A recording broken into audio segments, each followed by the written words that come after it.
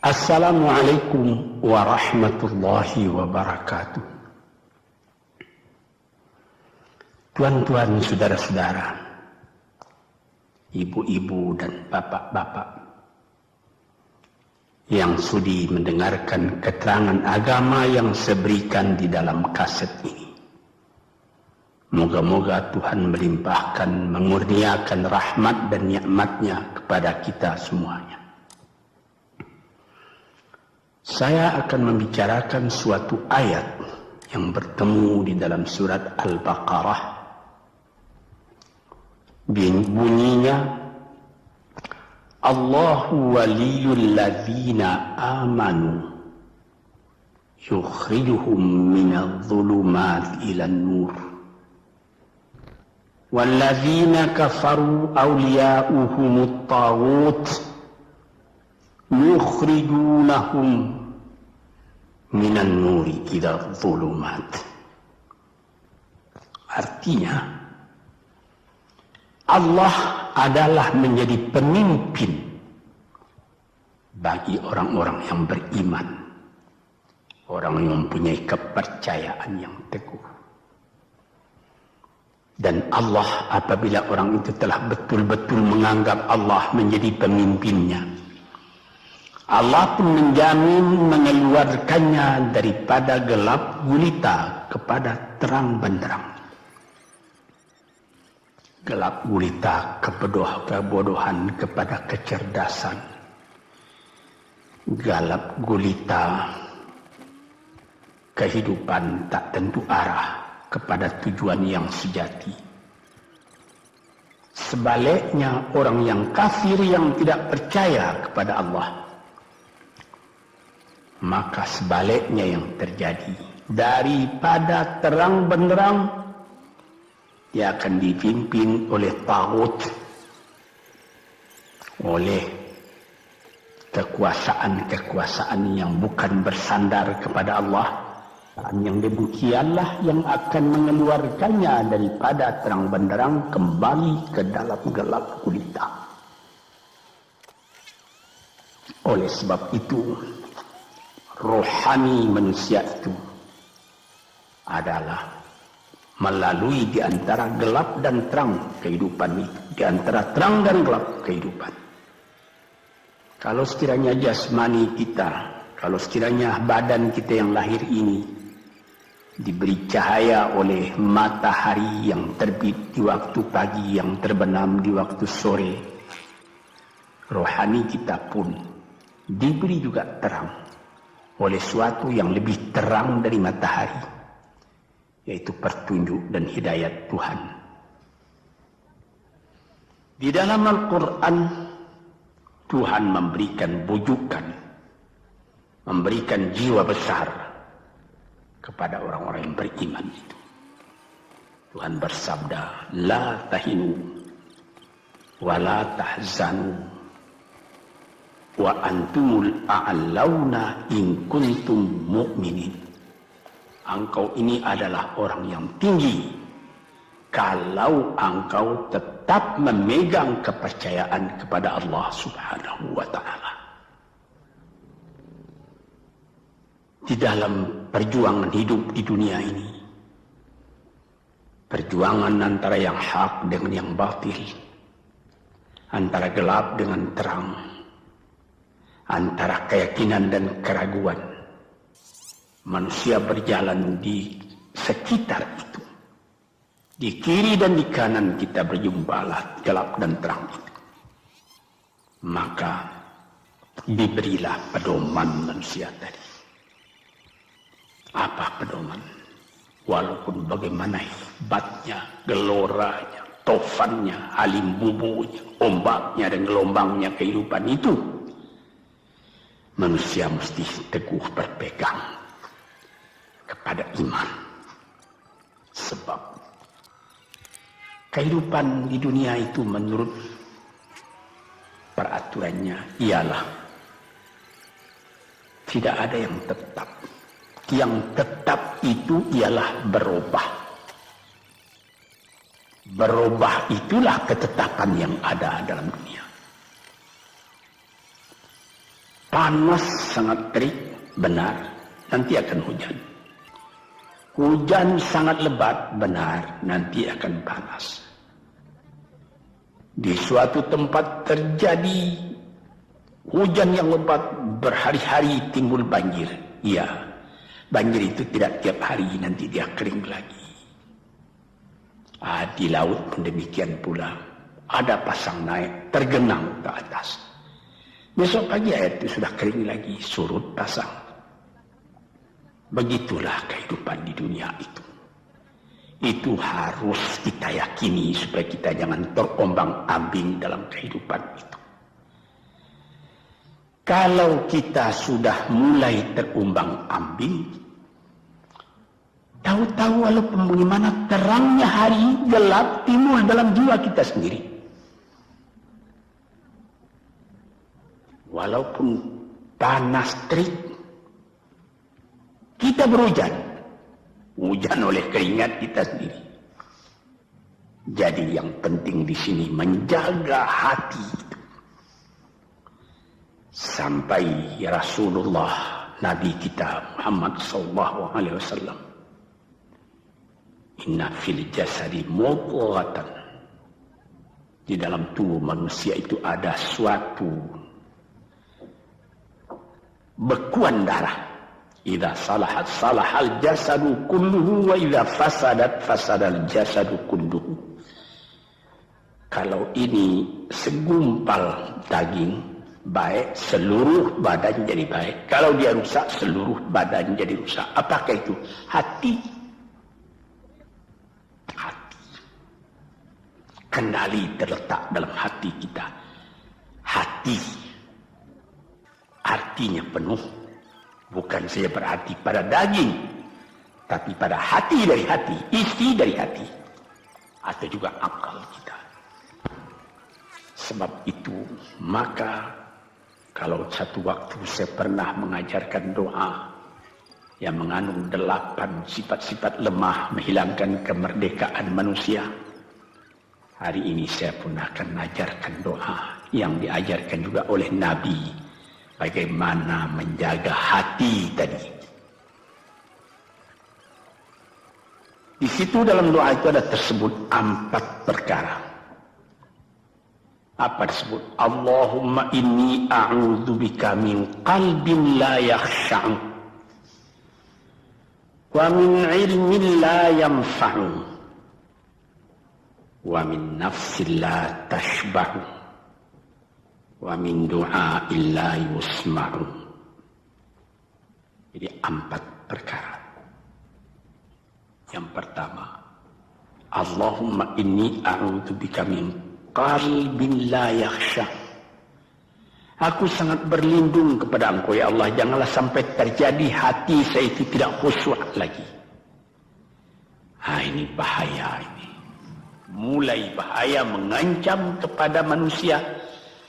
Kalau hatinya tidak khusyuk lagi, hati khusyuk yaitu hati itu tentu jelas tujuannya kepada Allah.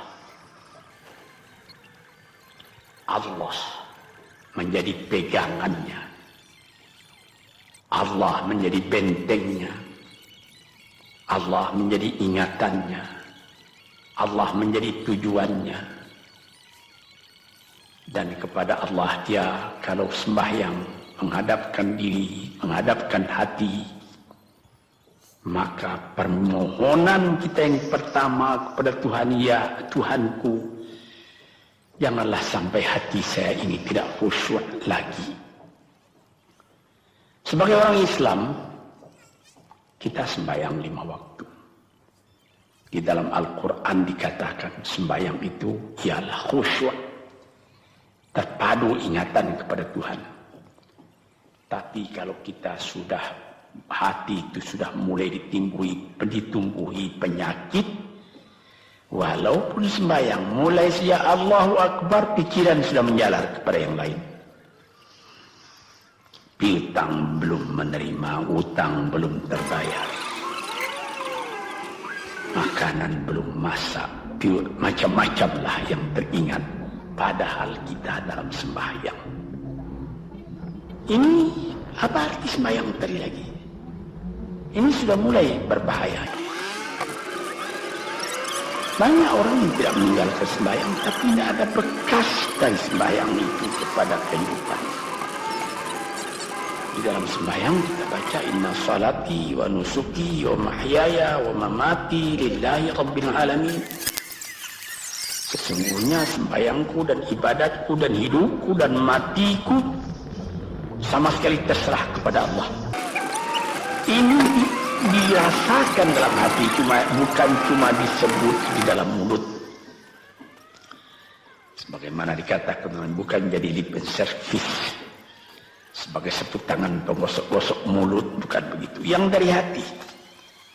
Kalau sudah dari hati yang khusyuk, ini berbekas kepada kehidupan. Aku tak takut menghadapi segala keadaan dalam hidup, sebab hatiku bertali dengan Tuhan. Dari Tuhan aku datang, kepada Tuhan aku akan kembali. Ini namanya hati yang khusyuk. Tapi kalau sekiranya bacaan tetap fasih, tapi tidak ada lagi dari hati, melainkan rutin saja. Bayang, 5 waktu sehari semalam, tapi tidak merubah kepada perangai, tandanya sembahyang tadi tidak khusyuk. Ini yang pertama kita minta kepada Tuhan. Janganlah sampai kita mempunyai hati yang tidak khusyuk, hati yang tidak teringat kepada Allah. Kalau hati tidak ingat lagi kepada Allah, maka segala pekerjaan yang terlarang sudah ringan saja kita mengerjakan. Menipu, berdusta, membujuk orang lain mengerjakan perbuatan yang salah, mencela, memaki, itu karena tidak ingat kepada Allah, cuma ingat kepada diri sendiri saja. Ini yang pertama. Yang kedua dikatakan, wa min ilmin la yanfa'. Dan aku berlindung kepada Engkau ya Allah daripada ilmu yang tidak memberi manfaat. Padahal disebutkan oleh ahli-ahli, ilmu yang memberi manfaat itu membawa manusia kepada iman. Al-ilmu yad'u ilal iman. Ilmu itu membawa manusia kepada iman. Sekarang sudah ilmu banyak, tapi tidak membawa kepada iman, melainkan membawa kepada celaka. Sudah maju kepandaian orang, ilmu, pengetahuan orang, teknologi orang, sains orang, knowledge orang, dan segala macamnya. Tapi tidak ada manfaatnya kepada manusia. Cuma bahaya karena ilmu tadi yang datang kepada manusia. Sebagaimana ilmu manusia di abad ke-20 yang sangat penting, yaitu tentang tenaga atom. Maka timbullah bom atom, bom hidrogen, nuklir. Sehingga manusia diancam sekarang ini oleh bahaya atom itu di mana-mana. Apabila kita lihat di televisi, bagaimana mengadakan demonstrasi di Australia, di Jerman Barat, di tempat-tempat yang lain, melihat bagaimana bahaya atom itu kalau terjadi perang dunia yang ketiga. Ya Rabbi ya Karim, bom atom yang jatuh di Hiroshima itu belum ada artinya dibandingkan dengan bom yang sekarang, yang sedang disimpan oleh kerajaan-kerajaan, oleh negara-negara besar untuk menghancurkan. Nah ini ilmu ini. Tetapi ilmu yang membawa bahaya, bukan saja tidak memberi manfaat, bahkan memberi bahaya. Di sini terasa oleh kita bahwa ilmu yang ada itu pun mesti dikembalikan atau dikendalikan oleh iman. Kalau tidak, maka nyawa manusia ini akan dipandang sebagai sampah saja. Dijatuhkan satu bom hidrogen ke dalam kota Jakarta ini, na'udzubillahi min dzalik. Umpamanya dimasukkan ke kota Jakarta ini, satu bom hidrogen saja itu sudah habis penduduk Jakarta yang lebih dari 5 juta ini. La haula wala quwata illa billah. Ini minta kepada Tuhan, ya Allah, majulah ilmu manusia, majulah teknologi manusia, tetapi jangan hendaknya kemajuan itu membawa kepada bahaya. Jangan ilmu pengetahuan itu membawa kepada yang tidak memberi manfaat. Nah, ini doa yang kedua kepada Allah Tuhan sarwa sekalian alam. Yang ketiga disebut lagi, wa min nafsin la tashba'u, dan aku berlindung kepada Allah daripada nafsu, daripada diri, daripada ego, daripada tiap-tiap masing-masing diri ini yang tidak merasa kenyang. Ini juga bahaya besar. Inilah yang menimbulkan penjajahan di dunia. Inilah yang menimbulkan, disebut dalam bahasa Arab, al-ghazwul fikri, penjajahan. Sesudah Perang Dunia Kedua sudah banyak negeri-negeri yang merdeka, tetapi sekarang timbul lagi penjajahan baru. Apa? Penjajahan fikiran. Sehingga bangsa yang merdeka tadi tidak merdeka lagi fikirannya. Dia merdeka di dalam meniru kepada bangsa yang lebih kuat. Itu namanya terjajah juga. Jadi tuan-tuan yang terhormat, apa pangkalnya ini? Daripada nafsu serakah manusia. Nafsu serakah manusia sebagaimana tersebut di dalam hadis. Lau kana libni adama wadiyani min dhahabin labtagha salisan. Wa ma yamla'u jawf ibni adama illa turab. Kalau manusia itu mendapat suatu lembah